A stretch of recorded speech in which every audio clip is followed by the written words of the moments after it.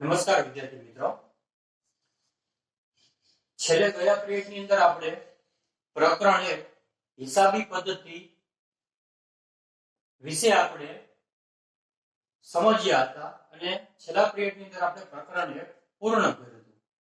હવે આજે નવું પ્રકરણ 2 વ્યવહારોની દ્વિઅસર અને ખાતાના પ્રકાર. તો વ્યવહારો એટલે આપણે શીખી ગયા હતા કે આપણે જે આર્થિક વ્યવહાર કરવી છે એ આર્થિક વ્યવહારની કેટલી અસર? દ્વિ એટલે બે અસર. પહેલા ભાગની અંદર આપણે આ પાઠના પહેલા ભાગમાં વ્યવહારની બે અસર કેવી રીતના થાય એના વિશે શીખશું. અને બીજો ભાગ એટલે ખાતાના પ્રકાર. આપણે ખાતું એ પારિભાષિક શબ્દ વિશે સમજ મેળવી હતી. તો બીજા ભાગની અંદર ખાતાના કેટલા પ્રકાર આવે, ક્યાં એના વિશે આપણે માહિતી મેળવીશું. તો સૌપ્રથમ તો આપણે પહેલા થોડીક આગળની જે થિયરી છે એને સમજી લઈએ. પહેલો જ શબ્દ છે કે ધંધાકીય વ્યવહાર. હવે અહીંયા મેં અગાઉ પણ કીધેલું છે કે આપણે કોઈ પણ ધંધાને લગતા વ્યવહાર લખવાના હોય એટલા માટે આપણે અહીંયા કોને કેન્દ્ર સ્થાને રાખવાનું છે? તો કે ધંધાને. એટલા માટે ધંધાકીય વ્યવહાર એટલે શું એ આપણે પેલા ખ્યાલ હોવો જોઈએ. તો ધંધાકીય વ્યવહાર એટલે બે કે તેથી વધુ વ્યક્તિઓ વચ્ચે ધંધા માટે વસ્તુ કે સેવાની રોકડમાં અથવા તો શાખ પર થતી લેવડ દેવડ એટલે ધંધાકીય વ્યવહાર. ધંધાકીય વ્યવહાર એટલે બે કે તેથી વધુ વ્યક્તિઓ, ઓછામાં ઓછી કેટલી વ્યક્તિ હોવી જોઈએ? બે. વધુમાં વધુ કેટલી હોવી જોઈએ? તો ગમે એટલી વ્યક્તિ હોય તોય ચાલે, પણ ઓછામાં ઓછી બે વ્યક્તિ હોવી જોઈએ. આ બે કે તેથી વધુ વ્યક્તિઓ વચ્ચે શેના માટે? તો કે ધંધા માટે. અહીંયા ખાસ ધ્યાન રાખવાનું કે ધંધા માટે જ હોવું જોઈએ. એના ઘરના કોઈ વ્યવહાર માટે હોય તો એને ધંધાકીય વ્યવહાર કહેવાય નહીં. દાખલા તરીકે કોઈ માલિક હોય એ પોતાના ઘર માટે શાકભાજી લેવા જાય તો એને ધંધાકીય વ્યવહાર કહેવાય? ન કહેવાય, કારણ કે ધંધાના માટે વ્યવહાર કરતો નથી. પણ અહીંયા ધંધા માટે વસ્તુ કે સેવાની શું થાય? રોકડમાં અથવા તો ઉધાર અથવા તો એને જે શાખ પણ કહેવાય, શાખ પર થતી લેવડ દેવડ. ધંધા માટે વસ્તુ કે સેવાની રોકડમાં લેવડ દેવડ કરે તો પણ ભલે, કે પછી ઉધાર કે જેને શાખ પણ કહેવાય કે શાખ પર લેવડ દેવડ કરે તો પણ એને કેવું કહેવાય? ધંધાકીય વ્યવહાર. એટલે ટૂંકમાં આપણે એક શબ્દ આપણા માટે મહત્વનો કયો? તો કે જે વસ્તુ કે સેવાની લેવડ દેવડ થાય એ રોકડમાં હોય કે ઉધાર, પણ એ લેવડ દેવડ કોના માટે થતી હોવી જોઈએ? ધંધા માટે. કોના માટે થતી હોવી જોઈએ? ધંધા માટે. તો જ એને ધંધાકીય વ્યવહાર કહેવાય. જો ધંધા માટે લેવડ દેવડ થતી ન હોય તો એને ધંધાકીય વ્યવહાર કહેવાય નહીં. એટલે ખાસ યાદ રાખવાનું કે ધંધા માટે વસ્તુ કે સેવાની લેવડ દેવડ થતી હોય. કેવી રીતના? રોકડ કે ઉધાર. પછીનો શબ્દ છે કે ધંધાકીય વ્યવહારનું વર્ગીકરણ. હવે આપણા ધંધાની અંદર આપણે આવા વ્યવહાર ઘણા બધા કરશું, તો આવા વ્યવહારનું વર્ગીકરણ કરવાનું. અગાઉ આપણે શીખી ગયા, એ સામાન્ય અર્થમાં શીખાય, અને હવે આપણે એને ફક્ત ધંધાના સંદર્ભમાં સમજવાનું છે. તો પહેલો શબ્દ છે આર્થિક વ્યવહાર. આપણે પહેલા પિરિયડની અંદર સમજાવ્યું હતું, પહેલા પ્રકરણમાં કે આર્થિક વ્યવહાર એટલે શું. પણ અહીંયા કોના સંદર્ભમાં આપણે આર્થિક વ્યવહાર વિશે સમજવાનું છે? તો અહીંયા આપણે ધંધાના સંદર્ભમાં આર્થિક વ્યવહાર વિશે સમજવાનું છે. તો ધંધાના સંદર્ભમાં આર્થિક વ્યવહાર એટલે ધંધાના એવા વ્યવહારો કે જેમનું નાણાકીય મૂલ્ય માપી શકાય અને નાણાંની લેવડ દેવડ તાત્કાલિક રોકડમાં અથવા તો ભવિષ્યમાં થવાની હોય તેને આર્થિક વ્યવહાર કહે છે. ધંધાના સંદર્ભમાં આર્થિક વ્યવહાર એટલે શું?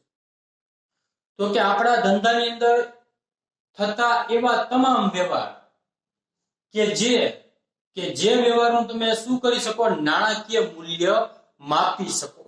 નાણાકીય મૂલ્ય માપવું એટલે કે જે વ્યવહાર તમે નાણાંના સંદર્ભમાં કરતા હોય,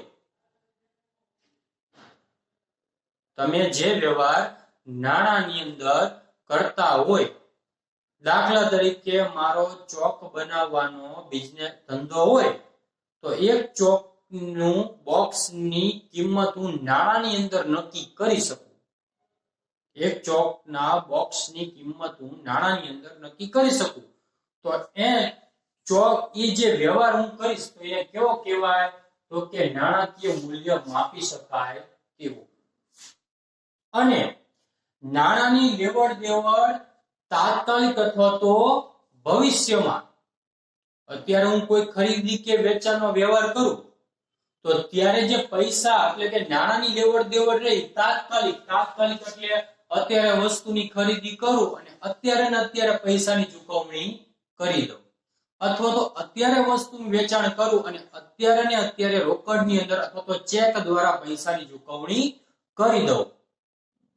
અથવા તમને કીધું કે ભવિષ્યમાં એટલે હું એમ કહું કે અત્યારે હું તને પૈસા આપીશ નહીં, વસ્તુ ખરીદું અને અત્યારે હું પૈસા ન આપું, પણ ક્યારે આપું? તો કે 5 દિવસ પછી, મહિના પછી, 2 મહિના પછી, ગમે ત્યારે ભવિષ્યની અંદર હું એને રકમ આપવાનું નક્કી કરું. તો એ વ્યવહારને કેવો થઈ જાય? ઉધાર વ્યવહાર પણ આર્થિક વ્યવહારની અંદર આવે. ત્યારબાદ આવશે બિન આર્થિક વ્યવહાર. હવે આપણા ધંધા માટે બિન આર્થિક વ્યવહાર એટલે શું? જે વ્યવહારનું નાણાકીય મૂલ્ય નથી કે તેની લેવડ દેવડમાં નાણું સંકળાયેલું નથી તો તેને બિન આર્થિક વ્યવહાર કહેવાય. જે વ્યવહારનું નાણાકીય મૂલ્ય જ નથી. તમે કોઈ ધંધાનો એવો વ્યવહાર કરો કે જે વ્યવહારનું તમે નાણાંની અંદર મૂલ્ય જ આંકી ન શકો. દાખલા તરીકે ઘણા ધંધા અથવા તો કંપનીઓ સમાજ સેવાનું કામ કરતી હોય,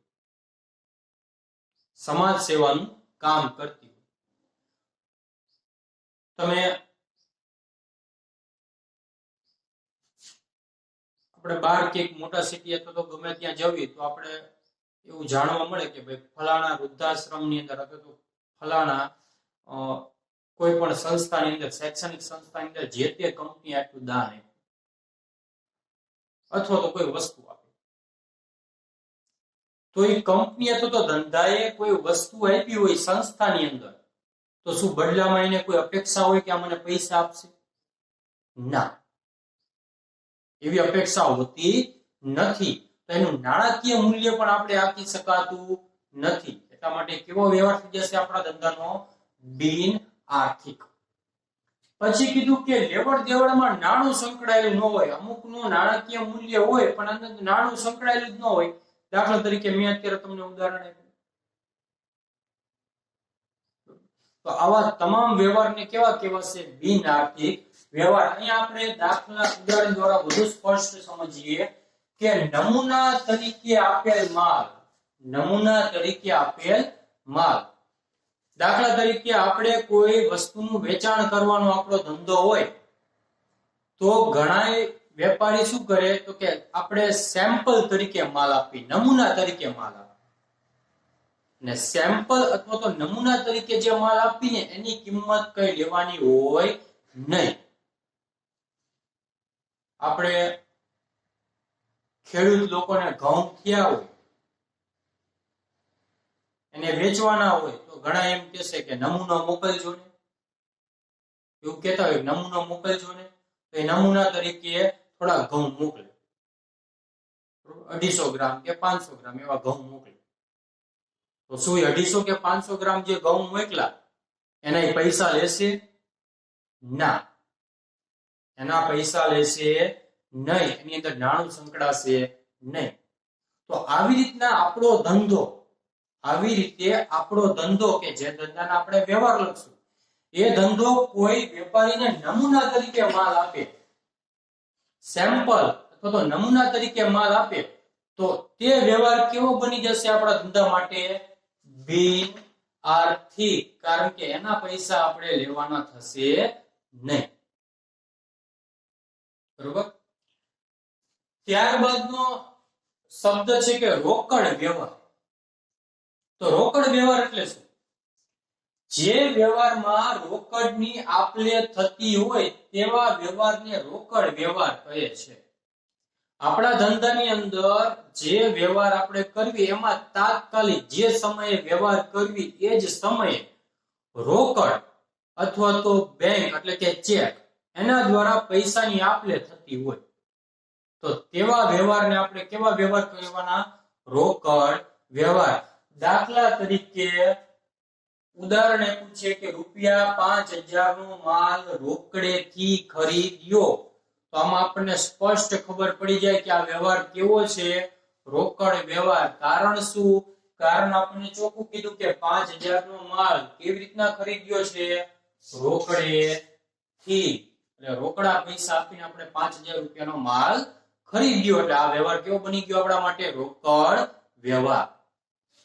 ત્યારબાદનો શબ્દ છે ઉધાર અથવા તો સાખ. સાખ વ્યવહાર. તો જે વ્યવહારમાં રોકડની આપ-લે થતી ન હોય તેવા વ્યવહારને ઉધાર વ્યવહાર કહે છે. એટલે જે વ્યવહારની અંદર તાત્કાલિક એટલે તે જ સમયે રોકડની આપ-લે થતી ન હોય, પરંતુ ક્યારે આપ-લે થશે? તો કે ભવિષ્યમાં પૈસા મળશે અથવા તો આપણે એને ચૂકવશું, તો તેવા વ્યવહારને આપણે કેવા વ્યવહાર કહેવાના? તો કે ઉધાર વ્યવહાર. દાખલા તરીકે ઉદાહરણ આપ્યું છે કે ₹10,000 નો માલ, ₹10,000 નો માલ મહેશભાઈને ઉધાર વેચ્યો. તો આમાં આપણે આ વ્યવહાર ઉપરથી સ્પષ્ટ ખબર પડે કે આ વ્યવહાર કેવો છે? ઉધાર વ્યવહાર. કારણ શું? કારણ કે મહેશભાઈને આપણે જે 10,000 રૂપિયાનો માલ વેચ્યો એના બદલામાં મહેશભાઈ આપણને તાત્કાલિક પૈસા આપ્યા નથી, એટલે આપણે કેવી રીતના એને માલ વેચ્યો છે? તો કે ઉધાર. એટલે મહેશભાઈ આપણને ભવિષ્યની અંદર પૈસા ચૂકવશે. બરોબર.